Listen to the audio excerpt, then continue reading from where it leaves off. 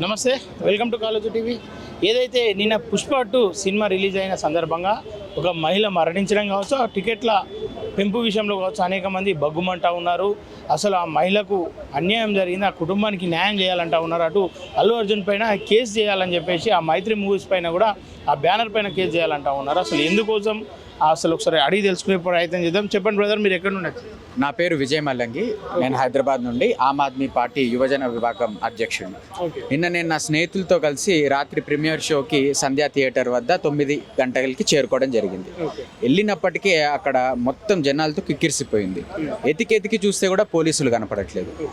ఏంటబ్బా ఇంత ఘోరంగా ఉంది పరిస్థితి అని చూస్తే జనాలు నడవడానికి కూడా కనీసం సందు గ్యాప్ కూడా లేదు. ఇటువంటి పరిస్థితుల్లో అక్కడ పోలీసులు లేరు. కనీసం సంధ్యా థియేటర్ వాళ్ళు మీరు చూస్తే 1100 రూపీస్ పెట్టి అమ్ముతున్నారు టికెట్. 1100 రూపీస్ పెట్టి ఒక్కొక్క టికెట్.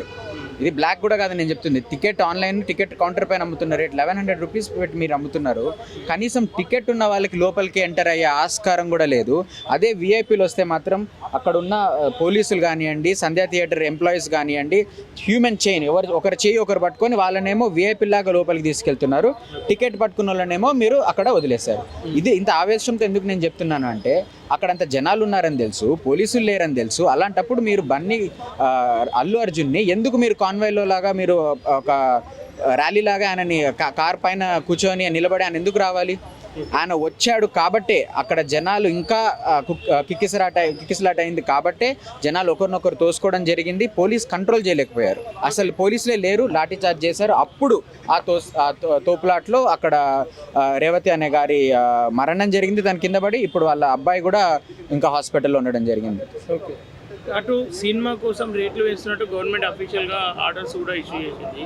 అందరికీ తెలిసిన రేట్లే కదా, దాంట్లో నష్టం ఏముంది అనుకుంటున్నారు? ఇప్పుడు రేటు గురించి కాదండి. ఇప్పుడు మీరు ఒక వస్తువుకి ఒక ప్రైస్ మీరు పెట్టారు అంటే దానికి తగిన సర్వీస్ మీకు రావాలి. మీరు 1100 రూపీస్ పెడితే మీరు థియేటర్లో కూడా సీట్లు లేక జనాలు నిలబడి ఉంటే థియేటర్లో లాఠీ చార్జ్ చేస్తున్నారు. థియేటర్ లోపల అందుక 1100 రూపీస్ కట్టింది. 1100 రూపీస్ పోతే పోయింది, బావిలో పడితే పోయింది. ఒక మనిషి ప్రాణం పోతే తిరిగి వస్తుందా? మీకు పుష్ప 2, 3, 4, 5 100 తీసుకోండి, అది మనిషి ప్రాణంతో సమానమా? మీది బిగ్గెస్ట్ హిట్ అవ్వచ్చు, వాళ్ళ తల్లిని నువ్వు తిరిగి తాగలుగుతావా?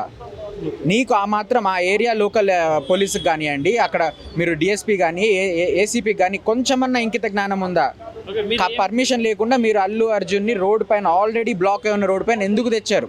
బ్యాక్ డోర్ ఎంట్రీలో, రేర్ ఎగ్జిట్ ఎంట్రీలో లోపలికి తీసుకెళ్ళి ఉండొచ్చు కదా. ఏం కోరుకుంటా ఉన్నారు ఇప్పుడు? మరి మీరేమంటా ఉన్నారు? ఫస్ట్ థింగ్, కొంచెమన్నా బాధ్యత ఉంటే థియేటర్ వాళ్ళు, పోలీసులు, అల్లు అర్జున్ ముగ్గురు కలిసి ఫస్ట్ క్షమాపణ చెప్పాలి. ఒక్కరు కూడా బయట ప్రెస్కి ఇది కూడా నోటు కూడా ఇవ్వట్లేదు, ఒక ట్వీట్ పెట్టలేదు. మైత్రి మూవీ మేకర్స్ వాళ్ళు కానివ్వండి, అల్లు అర్జున్ గారు కానివ్వండి, వాళ్ళని కలవలేదు. అంటే మీకు ప్రాణాల కంటే మీ సినిమా కలెక్షన్లు ముఖ్యమా? ఏమవుతుంది అంటే ఇక్కడ ఆలోచించాలి కదా జనాలు కూడా. మరి సినిమా ఎందుకు ఫస్ట్ డే చూడకపోతే ఏమవుతుంది అని చెప్పేసి. ఇప్పుడు సినిమా ఫస్ట్ డే చూడకపోతే, సెకండ్ డే చూడకపోతే అనేది పాయింట్ కాదు. అక్కడ మనము ఒక ప్రజాస్వామ్యంలో పోలీసులకి ఒక పవర్ ఇచ్చాం. ఏంటి? లా అండ్ ఆర్డర్ని మెయింటైన్ చేయండి అని. నేను నా చేతిలో తీసుకొని నేను కార్డీలు తీసుకొని అక్కడ కొట్టిండొచ్చు కదా, జనాల్ని కొట్టలేదే. ఎందుకు? మీరు అక్కడ ఉన్నారు, మీరు బందోబస్తు పెట్టాలి, జనాలు పోలీసులని దింపాలి, ఎవరిని టికెట్ ఉన్న వాళ్ళు లోపలికి రానియాలి, ఒక పద్ధతి అనేది ఉంటుంది. అది ఏమీ లేకుండా ఎవరికి పడితే వాళ్ళు థియేటర్లోకి తోసుకుంటూ వెళ్ళిపోతుంటే పోలీసులు సినిమా చూసినట్టు చూస్తున్నారు. అక్కడ ఉన్న 6 ఏం చేశారు? లాఠీలు తీసుకొని ఇష్టం వచ్చినట్టు. అసలు వాళ్ళు యువకులా, అమ్మాయిలా, పిల్లలా అని చూడలేదు. దొరికిన వాళ్ళని దొరికినట్టు, క్రిమినల్స్ని కొట్టినట్టు కొట్టారండి. అది మరి అలా మీరు కండక్ట్ చేయలేను అని మీరు అనుకున్నప్పుడు గవర్నమెంట్ ఎందుకు ఇచ్చింది మన ప్రీమియర్ షోకి? రాత్రి 1 o'clockకి, 4 o'clockకి, 6 o'clockకి ఏమవసరం? అంత ఎగబడి చూడాల్సింది. మీరు పర్మిషన్ ఇస్తేనే కదా వాళ్ళు వేశారు. మరి మీరు పర్మిషన్ ఇచ్చినప్పుడు బాధ్యతగా లా అండ్ ఆర్డర్ మెయింటైన్ చేయాల్సిన బాధ్యత కూడా మీదే. అలా చేయలేనప్పుడు తప్పు ఒప్పుకోండి. ఇప్పుడు నేను ఈ లెటర్ తీసుకొని సినిమా అయిన వెంటనే లెటర్ తీసుకొని నేను చిక్కడపల్లి ఇక్కడ SHO ఆఫీస్కి వెళ్ళాను. మేము మీ ఎఫ్ఐఆర్ తీసుకోము, మేము మీ కంప్లైంట్ తీసుకోమంటున్నారు. యాజ్ అ సిటిజన్, ఒక పౌరుడిగా నా హక్కు ఇది. నేను జరిగిన ఆ స్టాంపిడ్లో నేను ఉన్నాను, నాకు తగిలే, నన్ను తోశారు. నేను వెళ్ళి కంప్లైంట్ ఇస్తే కంప్లైంట్ తీసుకోమంటారు. ఎవరు ఏపీఎస్లో అడిగారు మీరు? చికట్పల్లి అక్కడ ఉన్న లోకల్ పిఎస్లో.